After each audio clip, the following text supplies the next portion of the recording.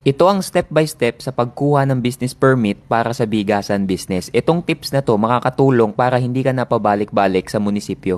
Una, bago ka pumunta ng munisipyo, ito muna ang gawin mo para hindi ka pabalik-balik. Kumuha ka muna ng medical. Uunahin mo to dahil matagal ang pagkuha ng result. Hihingiin sa atin to dahil nasa food ang line of business natin. Kahit isa sa mga tauhan mo o ikaw ang pwede magpa-medical. Ang kukunin mo, chest x-ray, HEPA A, urinalysis at fecalysis. At pagkatapos, kumuha ka naman ng DTI permit sa online. At isunod mo ang pagkuha ng barangay permit. Hihingian ka kasi ng DTI permit bago ka pakuhain ng barangay permit. Kailangan mo muna kasi masigurado na walang kagaya yung pangalan ng business mo bago mo iparegister sa barangay. At ang sumunod, kung umuupa ka ng pwesto, humingi ka sa landlord mo ng Certificate of Occupancy. Alamin mo din kung sino ang nakapangalan sa lupa na kinatatayuan mo at ilang square meter ang lupa na inuupahan mo. Itatanong kasi to sa'yo sa munisipyo dahil titingnan nila kung nagbabayad ba ng buwis yung landlord. At sumunod, picturean mo ang store mo na kasama ka and then ipaprint mo. After mong makumpleto ito, pwede ka nang pumunta sa munisipyo, humingi ka ng form para sa new business registration. At dahil dyan, mas madali mong matatapos ang pagkuha ng business permit. At ang panghuli, kumuha ka naman ng BIR. Ang kailangan mo dito ay valid ID at DTI.